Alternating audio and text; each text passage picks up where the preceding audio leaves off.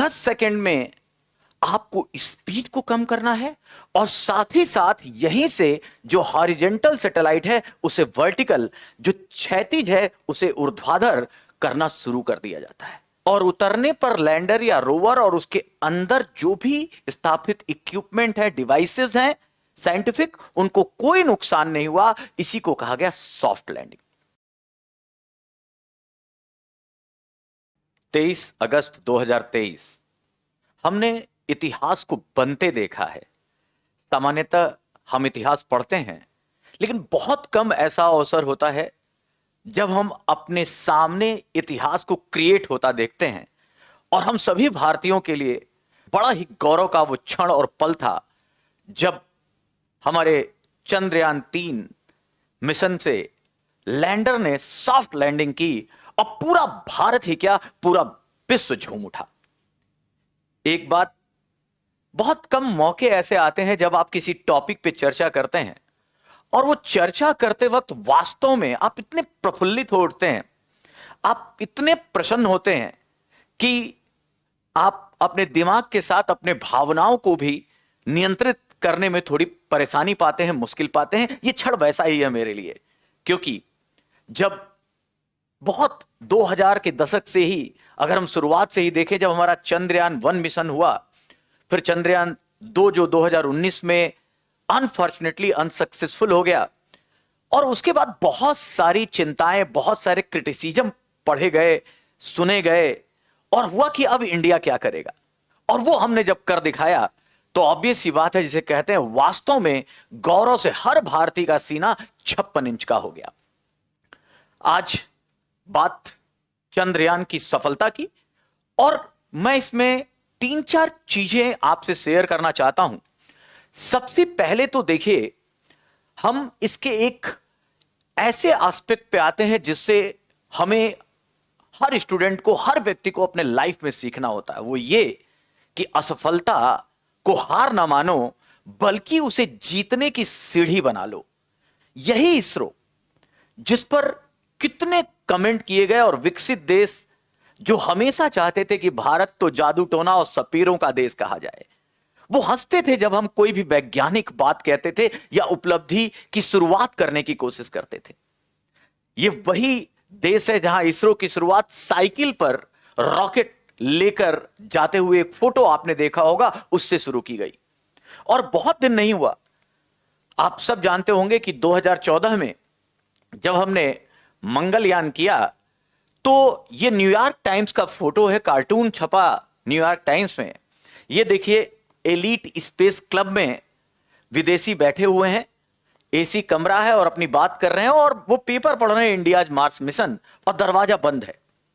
और एक भारतीय दरवाजा खोल रहा है कि हमें भी अंदर आने दीजिए। और देखिए, साथ में ये दिखाने के लिए कि ये गवार है, एक बैल पीछे दिखाया गया है। लेकिन यह भी कड़वा सत्य है कि उसी न्यूयॉर्क टाइम्स को इस बार हमने मजबूर किया है लिखने को कि बताओ कि इंडिया की वास्तविक ताकत क्या है, क्षमता क्या है। और यह भी गर्व की बात है कि इस समय भी मिशन टू मार्स, मंगल पर पहले ही प्रक्षेपण में सफलता प्राप्त करने वाला पूरी दुनिया में कोई देश है तो वो भारत था। हमने पहले ही चरण में उसे कर दिखाया। ये एक क्रिटिसिज्म और दुनिया का परसेप्शन था जो विकसित देश भारत के बारे में थ्रो करते हैं, बताना चाहते हैं, और उन्हें बड़ी शर्मिंदगी होती है कि एक देश उनसे आगे कैसे निकल सकता है। यही नहीं, हमारा अपना भाई कहिए, हमसे अलग हुआ देश कहिए, हमारा सबसे बड़ा क्रिटिक कहिए, क्योंकि जैसा कि एक्स डिप्लोमेट जयंत दीक्षित जी ने कहा था पाकिस्तान के बारे में कि पाकिस्तान भौगोलिक रूप से हमारा सबसे नजदीक, लेकिन भावनात्मक रूप से सबसे दूर का पड़ोसी है। और यह बात बताने के लिए उसके एक मिनिस्टर ने, चौधरी फवाद हुसैन, जब 2019 में हमारा चंद्रयान मिशन सक्सेस नहीं हो पाया था, सॉफ्ट लैंडिंग नहीं हो पाई थी, तो उन्होंने लिखा था, ट्वीट किया, ओ जो काम आता नहीं पंगा नहीं लेते हैं। और कितना दुर्भाग्यपूर्ण था, उन्होंने इंडिया को लिखा एंड या। और ये सब बातें क्या हमें क्या उस पर कमेंट करना चाहिए था हमारे डिप्लोमेट्स को, हमारे वैज्ञानिकों को? क्या कैमरे पर आकर कहना चाहिए था जो सामान्यतः लोग कहते हैं? नहीं। यही सीखना है कि जो काम आता है, अगर कहीं असफलता होती है, उस आलोचना को आप क्या करिए, अपने अंदर धारण कीजिए, अपनी कमियों को जानिए और फिर ऐसा बाउंस बैक कीजिए कि खुद वो तारीफ करें। और ऐसा ही हुआ। इसरो ने कोई जवाब, बहुत सारे, कोई एक्सप्लेनेशन नहीं दिया और 4 साल तक बैठकर अंदर मेहनत की, कमियों को दूर किया। और इसी चौधरी फवाद हुसैन, जो 2023 में जब हमने चंद्रयान 3 को सफलता से प्राप्त किया, तो उन्होंने लिखा कि नहीं, अब ये यंग इंडिया है और इंडिया से हमें सीखना चाहिए। यहां तक कि उन्होंने कहा कि इस चंद्रयान 3 की जो मिशन की ये सॉफ्ट लैंडिंग है, इसे पाकिस्तान में भी लाइव दिखाना चाहिए। तो बातों से सचिन तेंदुलकर जो हमेशा कहते थे कि जब मैं 0 पे आउट होता था, लोग क्रिटिसिज्म करते थे, तो मैं जवाब देने की बजाय अगली बार सेंचुरी मार के जवाब देना चाहता था। इसरो ने कुछ वैसा ही किया, ये सेंचुरी से बढ़कर है। तो सबसे पहले, जैसा कि एक शब्द है, हम कुछ वैज्ञानिक पक्षों को भी लेंगे, कुछ लाइटर सेंस में भी हम बात करेंगे। जैसे कि 1972 में एक फिल्म आती है पाकीजा, बड़ी हिट फिल्म थी। उसमें एक गाना है, चलो दिलदार चलो, चांद के पार चलो, और जो एक्ट्रेस है वो कहती है, हम हैं तैयार चलो। उस समय यह कल्पना थी। और आज अगर कोई कहता है, जब हमने चंद्रयान 3 सॉफ्ट लैंडिंग कर ली, आने वाले समय में अगर अब यह बात होती है कि चलो दिलदार चलें, चांद के पार चलें, तो मान के चलो वो स्पेस टूरिज्म की बात कर रहा है, वो प्लेनेटरी टूरिज्म की बात कर रहा है। और अगर कोई हीरोइन कहती है मैं तैयार चलो, तो इसका मतलब है कि वो स्पेस टूरिज्म आपके साथ जाना चाहती है। मोहब्बत बात की बात है। सबने सुना होगा कि सॉफ्ट लैंडिंग हुई। तो आखिर ये सॉफ्ट लैंडिंग क्या है? तो बड़ा सिंपल है।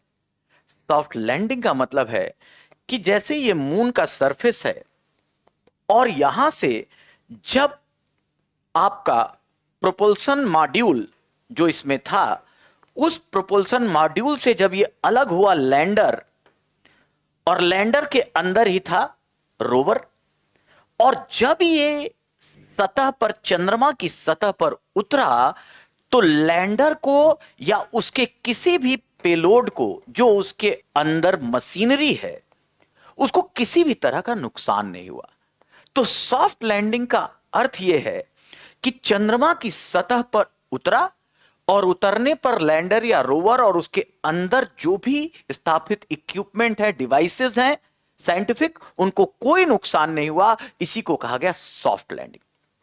अभी विश्व में कुल मिलाकर 4 देश हैं।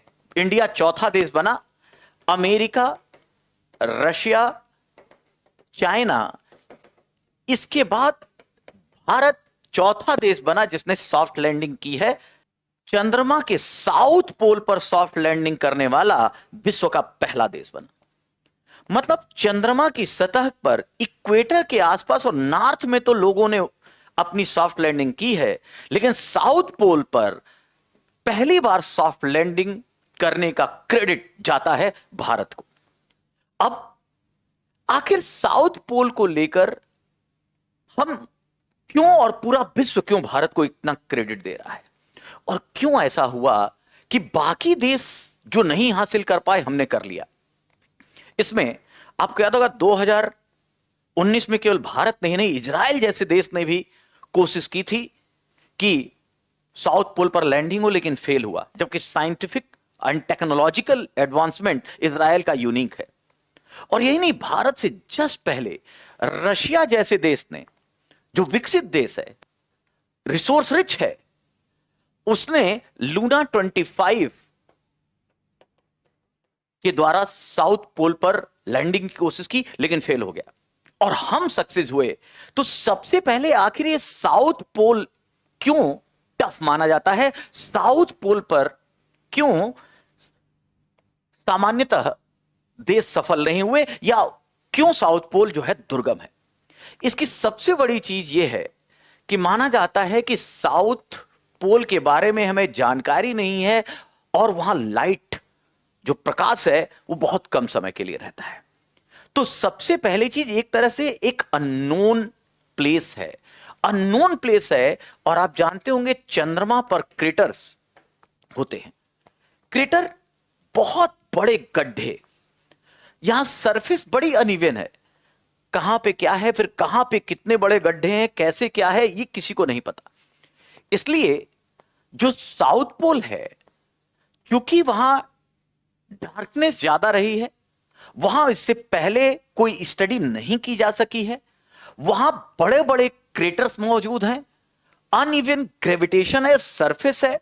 इसलिए साउथ पोल पर जो लैंडिंग है वो नॉर्थ पोल की तुलना में ज्यादा चैलेंजिंग था और उसे हमने प्राप्त किया। और अभी आपने सुना होगा कि जो हमारा चंद्रयान 3 है और जो लैंडर है, वो लैंडर जिसका नाम विक्रम है, आपने सुना होगा ये 14 दिन तक काम करेगा। इसका बड़ा साफ कारण, और 23 अगस्त को ही क्यों उतारा, इसके पीछे भी सोच है, मेहनत है। वो ये कि जैसे कि एक लूनर डे बराबर होता है 14 अर्थ डे के, मतलब एक तरह से आज से 14 दिन 23 तारीख को जब उतरा, अब अगले 14 दिन तक चंद्रमा पे रोशनी होगी। और जब रोशनी होगी सूर्य प्रकाश होगा, और जब सूर्य का प्रकाश होगा तो आप सबको पता है कि यहां पर आपने सोलर पैनल लगाए हैं। अरे भाई, जो लैंडर है उसे काम करने के लिए एनर्जी चाहिए। अब एनर्जी के बहुत सारे रूप हैं, लेकिन हमने इसमें सोलर पैनल लगाया है, और सोलर पैनल के लिए जरूरी है कि सूर्य का प्रकाश मिले। अब वहां समझ लो कि जितना हमारे यहां एक दिन होता है, चंद्रमा पर एक लूनर डे पृथ्वी के 14 दिन के बराबर होता है। तो 14 दिन तक ही सूर्य का प्रकाश मिलेगा, और जब सूर्य का प्रकाश मिलेगा तो ऑब्वियसली इसलिए कहा गया कि जो हमारा विक्रम है लैंडर, वो 14 दिन तक ये काम करेगा। जो हमारा रोवर है प्रज्ञान, उस पे जो चीजें हैं वो 14 दिन तक काम करेगी। मिनिमम जो इसकी लाइफ है वो 14 दिन की है। लेकिन ऐसा नहीं है कि 14 दिन ही करेगा, वो रिचार्ज होगा। बहुत सारी ऐसी उसमें हमने इक्विपमेंट लगाया, उसके आगे भी हो सकता है, लेकिन यह तय है कि 14 दिन तक यह स्पेसिफिक बेहतर तरीके से काम करेगा। तो पहला प्रश्न, साउथ पोल पे उतर गए तो क्या किया? वो किया जो कोई नहीं कर पाया, और वहां की स्थिति बड़ी दुर्गम थी। दूसरा, 14 दिन ही क्यों और 23 अगस्त को क्यों उतारा गया? तो 23 अगस्त से वहां लूनर डे शुरू होने वाला था। अगले 14 दिन सूर्य के प्रकाश की रोशनी में हमारा रोवर, हमारा लैंडर बेहतर काम कर सके, इसलिए ऐसा किया गया। तीसरा प्रश्न बच्चों ने पूछा और जो एक कौतूहल रहा, एक शब्द आया जब पिछली बार हमारे इसरो के चेयरमैन एस सिवान साहब ने कहा था, और एक शब्द इस बार बड़ी चर्चा में रहा, 15 minute of terror. 15 minute of terror, कई जगह इसे 17 मिनट भी लिखा गया है।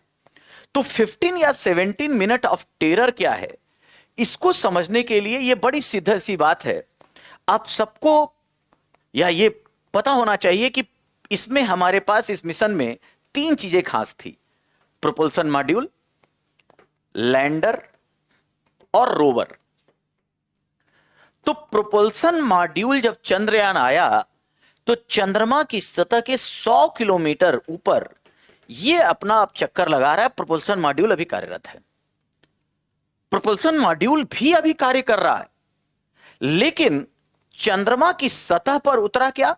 तो सबसे पहले आपने देखा होगा, इसे हम मान लें लैंडर है और इसी के अंदर रोवर था, और फिर एक रैंप से हमने रोवर को निकाल दिया। रोवर जो है नीचे उतरा और सरफेस की पहली तस्वीर जैसे ये देखिए, हमने ये हमारा लैंडर ने सॉफ्ट लैंडिंग की, एक रैंप खुला और हमारा प्रज्ञान नामक रोवर जो है वो चंद्रमा की सरफेस पे आ गया। अब सरफेस पे आ गया और आज 25 अगस्त 2 दिन बाद की ये देखिए इसरो द्वारा जारी एक बेहतरीन तस्वीर चंद्रमा के सरफेस की इसने जारी की। तो अब यह जानने की जरूरत है कि लैंडर और रोवर जब उतरा तो आखिर अब इसमें ये 15 मिनट ऑफ टेरर का शब्द क्यों आया? तो इसलिए आया कि इसको जानने के लिए हमें 4 फेज जानना जरूरी है। सबसे पहला फेज आता है, उसका नाम है रफ ब्रेकिंग फेज। और ये जो रफ ब्रेकिंग फेज है, रफ ब्रेकिंग फेज, ये 15 मिनट देखिए कितने यूनिक, क्यों इतने इंपॉर्टेंट थे।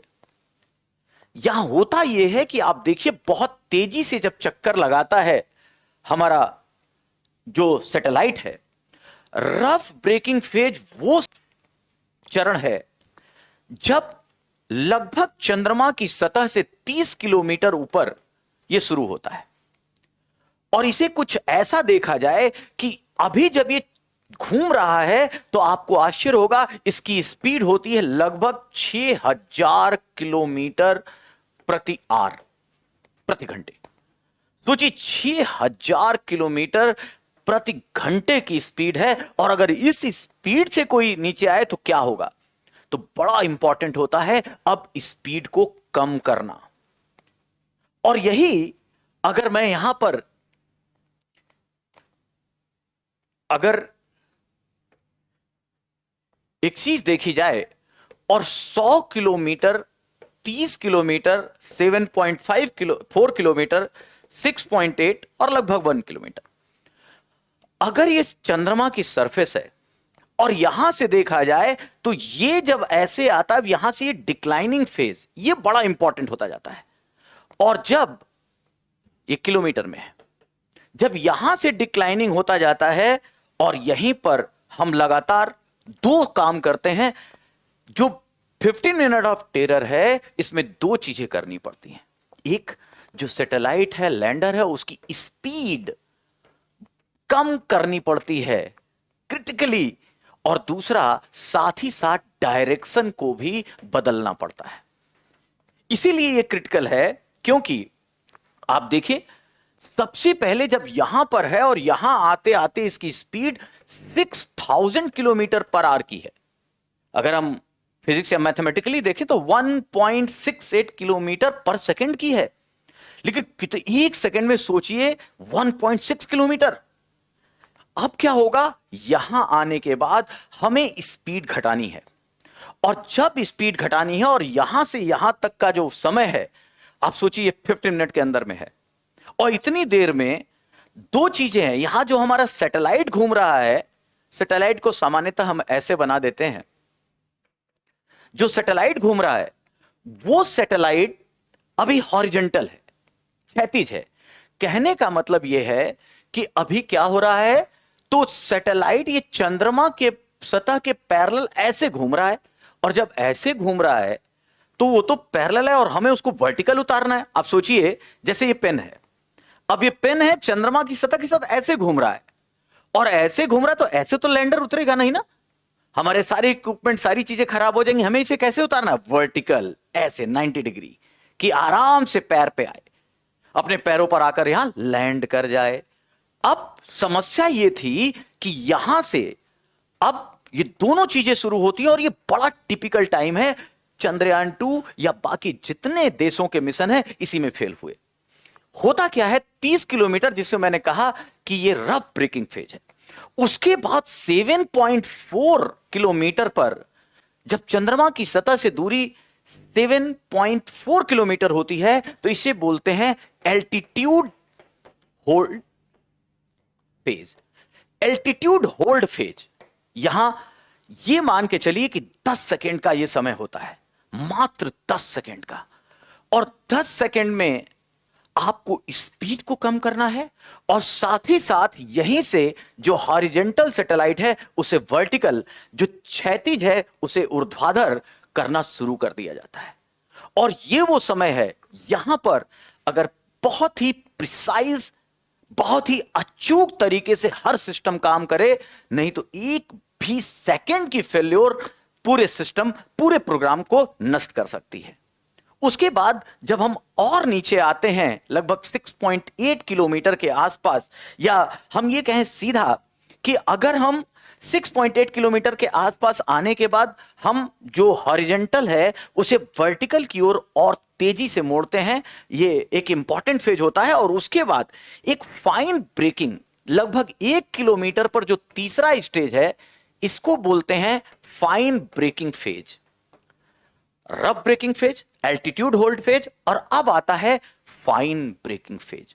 और ये जो फाइन ब्रेकिंग फेज है, ये यहां पर 1000 से 800 मीटर के आसपास, यहां क्या होता है, यहां पर हम कोशिश करते हैं कि जो स्पीड है हमारी लैंडर की, उसे हम मिनिमाइज कर दें, हम लगभग जीरो की ओर ले जाएं। और स्पीड के साथ साथ यही वो जगह है जहां कोशिश होती है, इस नाम है फाइन ब्रेकिंग फेज, और यहां पर हमारा जो सैटेलाइट होता है वो वर्टिकल हो जाता है पूरी तरह, मतलब 90 डिग्री। अब इसका मतलब है कि चंद्रमा की सतह से केवल तुम कितना बचे हो, तो 1 किलोमीटर के आसपास। और लास्ट स्टेज, जो फोर्थ स्टेज है, उसे बोलते हैं टर्मिनल डिसेंट। जो टर्मिनल डिसेंट फेज है, ये लास्ट है। जो टर्मिनल डिसेंट फेज है, इस टर्मिनल डिसेंट फेज में हमारी पूरी कोशिश यह करनी है कि हम जो लैंडर है उसकी स्पीड जीरो कर दें। लगभग 1 मीटर प्रति सेकंड रहता है, लेकिन हम इसे लगभग क्या करें, जीरो कर दें। और जब ये जीरो आ गया, टर्मिनल डिसेंट फेज आ गया, तो टर्मिनल डिसेंट फेज के बाद यहीं से अब लैंडर जो है चंद्रमा की सतह पर आता है। और जब चंद्रमा की सतह पर आता है तो डिपेंड करता है कि आपने कितना बेहतर, कितनी स्ट्रेंथ उस लैंडर के लेग्स में दी है, आपने कितनी टेक्निकली स्ट्रांग उसे बनाया है कि वो आकर यहां सॉफ्ट लैंडिंग करे। तो याद रखिएगा, ज्यादातर जो एल्टीट्यूड होल्ड फेज है और फाइन ब्रेकिंग फेज है, इसी के बीच में समस्याएं होती हैं। और पिछला हमारा चंद्रयान 2 जब हम सॉफ्ट लैंडिंग नहीं करा पाए थे, तो इसी समय ऐसा हुआ था, क्योंकि इस समय हमारा जो अर्थ पे इसरो का जो हमारा लैब है, उससे हमारे कनेक्ट लगभग टूट जाते हैं। अब जो करना है यहां से, उसके अंदर आर्टिफिशियल इंटेलिजेंस कहिए, ऑटोमेटेड सिस्टम कहिए, वो अपने से ही मशीन को आप इतना शानदार बनाइए कि वो ऑटोमेटेड कंट्रोल हो।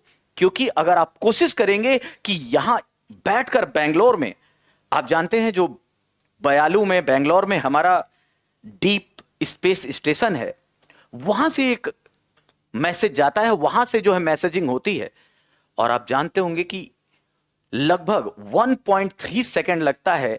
अगर कोई चंद्रमा से वहां पर हमने कोई अगर सैटेलाइट कोई सिस्टम भेजा है, रेडियो वेव से भेजा जाए, तो 1.3 सेकंड में वो बात आएगी, और फिर इसरो से हम भेजेंगे तो 1.3 सेकंड में जाएगी। तो 2.6 सेकंड लग जाएगा उसे मैनेज करने में। और यहां तो मैं कह रहा हूं एक एक पल इंपॉर्टेंट है, पॉइंट में सेकंड्स इंपॉर्टेंट है, 2.6 में इसरो कंट्रोल नहीं कर सकता। इसीलिए इसमें हमें टेक्निकली इतना सोफिस्टिकेटेड होना था। और इसीलिए जब हम ये जीत हासिल करते हैं, ये 4 चरण, इसे देखा जाए, रफ ब्रेकिंग फेज पहला। रफ ब्रेकिंग फेज मतलब जहां से हम स्पीड कम करने लगते हैं। दूसरा फेज बड़ा क्रिटिकल है, एल्टीट्यूड होल्ड फेज। 10 सेकंड के लिए एल्टीट्यूड होल्ड फेज होता है, जहां से स्पीड भी कम करते हैं और डायरेक्शन जो सैटेलाइट की है वो हॉरिजॉन्टल से वर्टिकल करने की कोशिश करते हैं। उसके बाद आता है फाइन ब्रेकिंग फेज, जहां हम पूरी कोशिश करते हैं कि वर्टिकल हो जाए सैटेलाइट, और लास्ट है टर्मिनल डिसेंट, मतलब उसके बाद लैंड कर देना है। और ये इतना क्रिटिकली, इतना ज्यादा टफ है। यहां पर हमारा जो टेक्नोलॉजी है, जो हमारा साइंटिफिक मैनेजमेंट है, वो इतना शानदार होना चाहिए कि एक छोटी सी घटना जो है आपके पूरे मिशन, आपके पूरे ऑब्जेक्टिव को तबाह कर सकती है। तो भारत ने इस बार वही किया जो अमेरिका, रूस और चाइना नहीं कर पाया। और यह बात एक और मैसेज देती है कि जेब में केवल पैसा होने, रिसोर्स होने या पहले के लगातार प्रयोग करते रहने से ही सफलता नहीं मिलती। आप अपने दम से, अपनी क्षमताओं से, अपने लिमिटेड रिसोर्स से भी अगर पूरे जी जान से लगे और उसके पीछे के सारे अध्ययन, सारे आप कहिए कि उसके पीछे का रोड मैप पर बहुत वर्क करके आगे बढ़े, तो उसमें भी सफलता मिल सकती है। आपने वो एक फिल्म आई थी अक्षय कुमार की, मिशन मंगल, उसमें एक डायलॉग सुना होगा, जब वैज्ञानिक की किसी एडमिनिस्ट्रेटिव उससे डिबेट होती है, तो कहते हैं क्यों ऐसा कर रहे हो, नासा को कॉपी करते हैं, ऐसा आज तक नहीं हुआ, जो नासा नहीं कर पाए तुम कैसे करोगे। तो अक्षय कुमार के कैरेक्टर ने बोला कि अगर नासा को ही कॉपी करते रहेंगे तो भारत का सर्वनाशा हो जाएगा।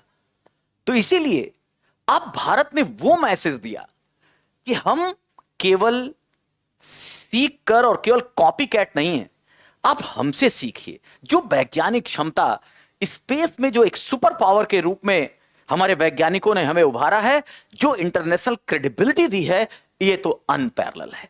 तो मेरे ख्याल से क्लियर हो गया होना चाहिए कि 15 मिनट ऑफ टेरर क्या है। और उसके बाद 1959 की एक फिल्म जाग उठा इंसान का गाना भी बड़ा हिट हो रहा है कि ये चांद ना रूस का, ना जापान का, ना अमेरिका का, ये चांद है हिंदुस्तान का। कभी लिखा गया होगा किसी रूप में किसी के लिए, लेकिन साउथ पोल पर पहली बार भारत द्वारा सॉफ्ट लैंडिंग करने के बाद यह गाना भी सच दिखने लगा। अब देखिए, इसके बाद एक प्रश्न तो जरूर आता है कि आखिर जैसे ये चंद्रमा की सतह है, यहां हमारा विक्रम लैंडर है और यहां हमारा जो रोवर है प्रज्ञान, ये उतर गया। यहां हमारा कहीं हम बैठे हुए हैं, मान लो इसरो है, और ऊपर यहां पर आप देखिए चंद्रयान 2 का ऑर्बिटर भी है और हमारा प्रोपल्सन मॉड्यूल भी चक्कर लगा रहा है। तो आखिर अब संपर्क कैसे होगा?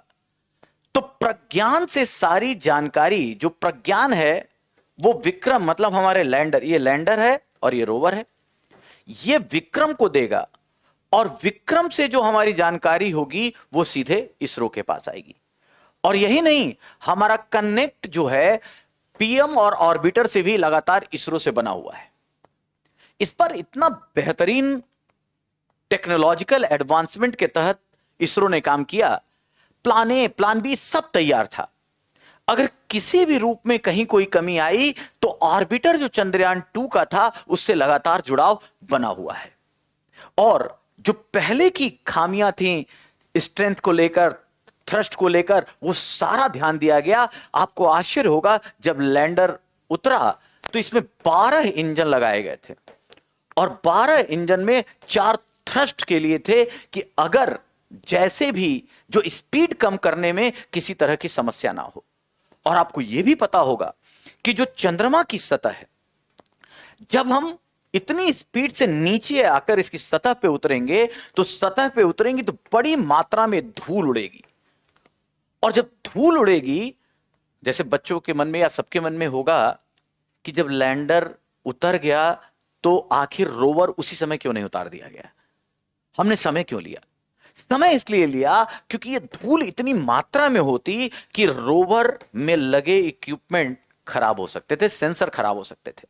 हमने समय लिया उसको स्थिर होने का। ये धूल क्यों ज्यादा उड़ती रहेगी? तो याद रखिए, चंद्रमा पर ग्रेविटेशन, चंद्रमा पर जो गुरुत्वाकर्षण है वो बड़ा एनवियन है और माना जाता है कि पृथ्वी का लगभग 1/6 है। तो होगा क्या कि धूल जैसे आपके यहां तो गुरुत्वाकर्षण में तुरंत बैठ जाएगी, लेकिन वहां क्या होगा, समय लेगी, काफी ऊंचे तक जाएगी। तो इसलिए भी इन चीजों को देखते हुए बड़ा सोच समझ के पूरा डिजाइन किया गया था और हमने यह माना था कि 2 से 4 घंटे इंतजार करने के बाद ही जब सेटल हो जाएगा तब हम अपना प्रज्ञान रोवर को उतारेंगे और बेहतरीन तस्वीरें जो जारी करना शुरू कर दिया गया है वो सब, इससे हमें यह मैसेज मिल रहा है कि बहुत अच्छे से सुचारू रूप से जो हमारा सिस्टम है पूरे चंद्रयान का, उसने काम करना शुरू कर दिया है। तो यह कहानी, जैसा मैंने कहा, यह विक्रम लैंडर है, प्रज्ञान हमारा रोवर है, यह प्रोपल्सन मॉड्यूल है और इसे जीएसएलवी मार्क, जिसे हमने लॉन्च व्हीकल मार्कअप 3 इसका नाम दिया, एलबीएम 3 से इसे भेजा था।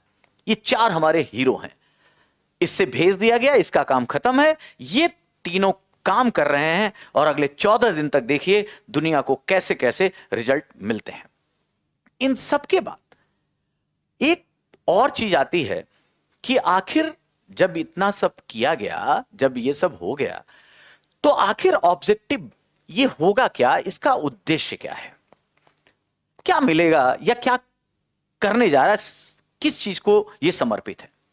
सबसे पहला तो देखिए कि इसरो ने इस प्रयोग से यह बता दिया, सफल परीक्षण से बता दिया कि हम न केवल किसी चीज को बनाते हैं, मतलब डिजाइनिंग करते हैं, बल्कि डिमॉन्स्ट्रेट करते हैं। हमने डिमॉन्स्ट्रेट करके भी दिखाया, और हमने बनाना, डिमॉन्स्ट्रेट और उसे एक्सपेरिमेंटली सक्सेसफुल बना के अपनी क्षमता व्यक्त की कि हम ऐसे किसी भी स्पेस मिशन को सोच सकते हैं, डिजाइन कर सकते हैं, और हमें किसी भी की भी मदद की जरूरत नहीं है। हम इसे ऑपरेशन कर सकते हैं, हम इसका ऑपरेशन सक्सेसफुल कर सकते हैं। एक क्षमता, कुल मिलाकर अगर देखें इन बातों को कि स्पेस मिशन में, इतना क्या लिखना, स्पेस मिशन में भारत की क्षमता, कैपेबिलिटी का प्रदर्शन हुआ। दूसरा पॉइंट इससे क्या हुआ, जो भारत की अंतर्राष्ट्रीय ख्याति है, इंटरनेशनल क्रेडिबिलिटी है, वो इस लेवल की है कि ना चाह के भी, जो देश ना चाहता हो तारीफ करना, उसे भी तारीफ करनी पड़ी। तीसरा, अब आते हैं वैज्ञानिक पक्षों पर। इसरो ने कहा कि हम इन सीटू एक्सपेरिमेंट को बढ़ावा देंगे। आप जानते ही हैं, दो एक्सपेरिमेंट होते हैं, एक को बोलते हैं इन सीटू और एक को बोलते हैं एक्स सीटू। इन सीटू माने कोई चीज जहां पैदा हुई वहीं पर उसके साथ प्रयोग करना, उसका संरक्षण करना, जो हो। एक्स सीटू माने वहां से चीजों को लाकर दूसरी जगह, जैसे अब चंद्रमा की सतह पर ही हम चंद्रमा की मिट्टी का लेकर परीक्षण करें तो इन सीटू होगा, और अगर किसी माध्यम से वहां की मिट्टी लाकर और हम धरती पर नासा में और इसरो में बैठ कर प्रयोग करते तो एक्स सीटू होगा। इसे एक सिंपल से एग्जांपल से समझाता हूं। जैसे अगर हम टाइगर की बात करें, तो जब हम टाइगर रिजर्व में उनका संरक्षण करते हैं तो इन सीटू हुआ। लेकिन अगर हम उसे मान लीजिए किसी जू में ले आते हैं, चिड़ियाघर में ले आते हैं संरक्षण करने के लिए, तो ये एक्स सीटू हुआ। तो इन सीटू एक्सपेरिमेंट को बढ़ावा देगा। इसके बाद चौथा पॉइंट है कि सबसे इंपॉर्टेंट, चूंकि साउथ पोल पर, जैसा मैंने पहले कहा, रोशनी कम रहती है, सूर्य का प्रकाश कम गया है, शैडो एरिया ज्यादा है, क्रेटर्स हैं, तो क्रेटर्स में माना जा रहा है कि बर्फ मौजूद होगी। बर्फ मौजूद है माने पानी है, पानी है मतलब H2O है, और इसे अलग किया जाएगा हाइड्रोजन और ऑक्सीजन में। और अगर हाइड्रोजन और ऑक्सीजन है तो कुछ एटमॉस्फेयर जैसी चीज होगी, और हाइड्रोजन ऑक्सीजन है तो इससे दो काम किया जाएगा। एक, इसे हम आने वाले समय में फ्यूल के रूप में, चूंकि हाइड्रोजन और ऑक्सीजन आप जानते हैं क्रायोजेनिक इंजन के फ्यूल यही हैं, तो फ्यूल के रूप में, रॉकेट साइंस के फ्यूल के रूप में इसका इस्तेमाल कर लेंगे। और साथ ही साथ हाइड्रोजन ऑक्सीजन है तो मानव निवास की परिस्थितियां, हैबिटेट, कैसे मनुष्य आने वाले समय में चंद्रमा पर निवास कर सकता है, इसकी पॉसिबिलिटी भी देखी जाएगी। और चूंकि फ्यूल के रूप में है, तो पांचवा कहा जाए कि चंद्रमा को, यह बड़ा इंपॉर्टेंट है, चंद्रमा को इंटरनेशनल स्पेस स्टेशन के रूप में प्रयोग किया जाएगा। मतलब पृथ्वी से अगर मान लीजिए स्पेस स्टेशन, कैसे, जैसे मान लीजिए हमें आने वाले समय में एक्सो प्लेनेटरी सिस्टम की ओर जाना है, हमें चंद्रमा से आगे सूरज और अन्य तारों की ओर जाना है, तो दूरी बहुत ज्यादा है, करोड़ों किलोमीटर में है। अगर ऐसा है तो इतनी दूरी एक साथ ना करके पृथ्वी से पहले चंद्रमा जाया जाए, वहां पर स्टेशन है, रेस्ट लिया जाए, फ्यूल रिफिलिंग हो, और उसके बाद आगे अपना एक्सोप्लैनेटरी एक्सप्लोरेशन किया जाए। तो यह उद्देश्य है आने वाले समय में, जो हमारी अंतरिक्ष की यात्रा है, जो हमारी ग्रहों की खोज है, उसके लिए चंद्रमा का प्रयोग हम स्पेस स्टेशन के रूप में करें, वो भी एक बात है। और last but not the list, छठा पॉइंट है कि चंद्रमा पर बहुत सारी, जैसे मैंने कहा कि जो क्रेटर्स हैं उसमें बर्फ और कुछ फॉसिल्स होंगे, उनको निकालकर प्रयोगों से यह देखा जाएगा तो शायद ये यूनिवर्स कैसे आया। हमें बहुत सारे ऐसे पहलू, ऐसी वैज्ञानिक पक्ष पता चल पाएंगे कि आखिर ये यूनिवर्स की उत्पत्ति कैसे हुई उसके बारे में भी कुछ जानकारी मिल पाएगी, क्योंकि अभी भी आप जानते हैं कि फिजिक्स इतना आगे बढ़ गया, फिर भी ज्यादातर हम डार्क मैटर और डार्क एनर्जी की बात करते हैं। और साथ ही साथ जो लास्ट पॉइंट है, चंद्रमा पर सतह पर उसके रॉक पैटर्न में बहुत सारी ऐसी चीजें हैं, जैसे कैल्शियम है, मैग्नीशियम है, फेरस है, टाइटेनियम है, सिलिका है। ये बहुत सारी ऐसी चीजें होंगी जिनको पढ़ना होगा, और हो सकता है इन चीजों का इस्तेमाल, क्योंकि धरती पर तो हम धीरे धीरे खत्म करते जा रहे हैं, इन चीजों का इस्तेमाल मानव की भलाई के लिए, मानव के विकास के लिए किया जा सके। आपको याद होगा चंद्रयान 1 में जब भारत ने अभियान किया था तो हीलियम-3 नामक धातु की खोज एक प्राइम ऑब्जेक्टिव था, और हीलियम-3 को माना जाता है कि एनर्जी का बड़ा ही बढ़िया सोर्स है। और हीलियम-3 अगर चंद्रमा पे है तो उसे हम अगर किसी तरह धरती पर ले आए तो एनर्जी की क्राइसिस की बहुत सारी समस्याओं से छुटकारा पाया जा सकता है। तो ये वो बातें हैं, ये वो ऑब्जेक्टिव है। आने क्या करना है, आखिर चंद्रमा पे गए तो क्या किए, तो चंद्रमा पर जाकर हमें ये 5-6 ऑब्जेक्टिव हासिल करने हैं। और जो पहला है, भारत ने जो अंतर्राष्ट्रीय ख्याति अर्जित की है, उसके अलावा जो हमने बात बताई इन सिटू एक्सपेरिमेंट की, हाइड्रोजन की, ऑक्सीजन की, हैबिटेट की, फ्यूल की, एक्सो प्लैनेटरी एक्सप्लोरेशंस की, ये केवल आपके लिए नहीं है, हम ये पूरी दुनिया को ये डेटा बताएंगे जिससे पूरे संपूर्ण मानव जगत का विकास और भला हो सके। और इन सब चीजों में जो एक साइंस की बात और रह जाती है वो ये कि इस को पढ़ते वक्त हमें याद रखना है, अब जो चला गया उसका काम खत्म नहीं हुआ, अब काम शुरू हुआ है। अभी जो हमारा लैंडर है विक्रम, इस विक्रम लैंडर में पेलोड्स, जैसा मैंने कहा साइंटिफिक इंस्ट्रूमेंट जितने कंबाइन रूप से उसमें होते हैं उसे पेलोड कहते हैं। एक पेलोड है रंभा। रंभा देखिए, radio anatomy of moon bound Langmuir hypersensitive ionosphere and probe atmosphere, ये पूरा नाम है, RAMBH। और रंभा जो है ये क्या करेगा, ये जो चंद्रमा की सतह है उसके पास प्लाज्मा आयन्स एंड इलेक्ट्रॉन्स की डेंसिटी, जो घनत्व है प्लाज्मा आयन और इलेक्ट्रॉन का, उसे मापेगा। और वो कैसे चेंज होता है समय के साथ, प्लाज्मा आयन और इलेक्ट्रॉन्स के घनत्व में कैसे परिवर्तन होता है उसकी माप करेगा। इसके अलावा दूसरा उसमें पेलोड है जिसका नाम है चास्टे, चंद्राज सरफेस थर्मोफिजिकल एक्सपेरिमेंट। अब ये क्या करेगा, ये थर्मल प्रॉपर्टीज, जो साउथ पोल के पास जो सतह है उसके तापीय गुणों की जांच करेगा, क्योंकि थर्मल जो प्रॉपर्टीज है उसे जानना किसी जगह की जानकारी के लिए जरूरी होता है। तो दूसरा पेलोड जो काम करेगा वो है चेस्ट।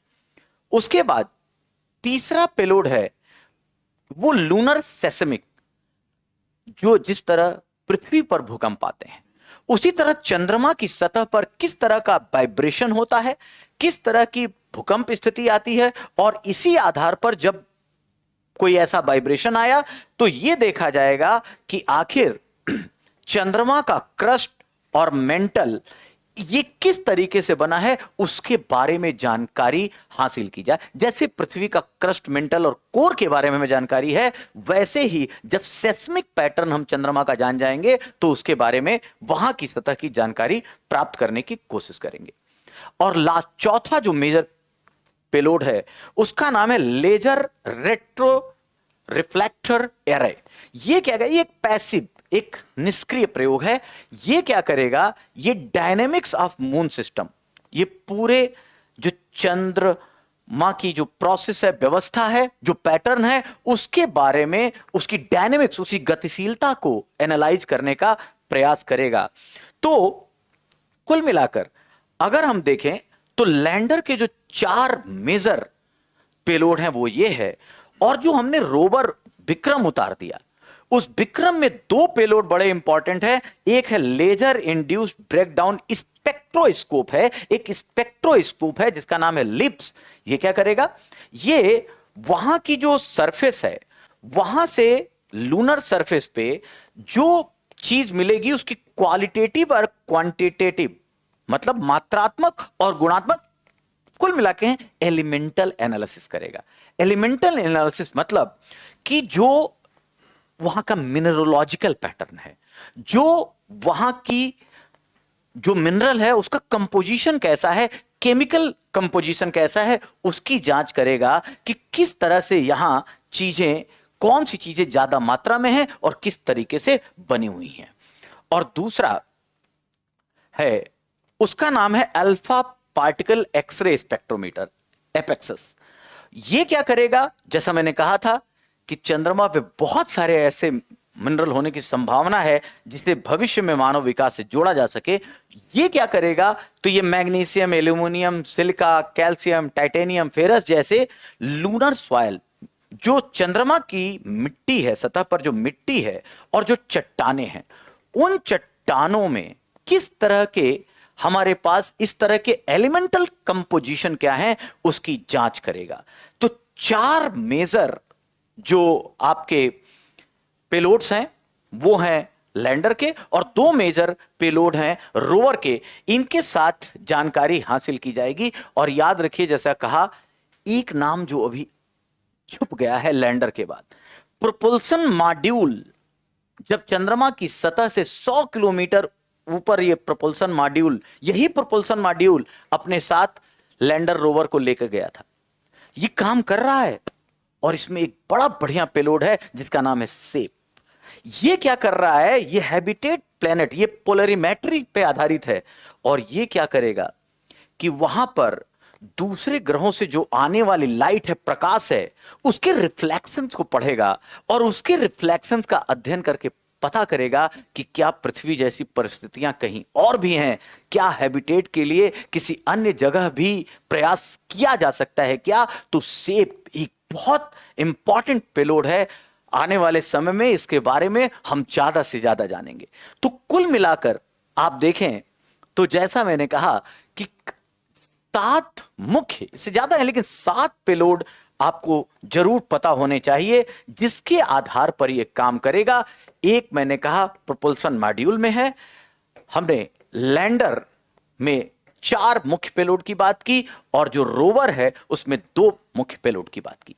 और साथ में यह भी याद रखिएगा, चंद्रयान 2 का जो ऑर्बिटर है, इसे भी नहीं भूलना, ये अभी भी काम कर रहा है। और इसी के द्वारा भेजे गए चित्रों के द्वारा, इसी के द्वारा भेजे गए संदेशों के द्वारा हमने बहुत ही बढ़िया वेल प्रूफ अपना चंद्रयान 3 डिजाइन किया। और 19 में एक असफलता के बाद केवल 3+ सालों में हमने वो कर दिखाया जिसके कारण दुनिया हम सबको सैल्यूट कर रही है। और हम सब फिर गर्व से कह सकते हैं कि गर्व से कहो, हम भारतीय हैं।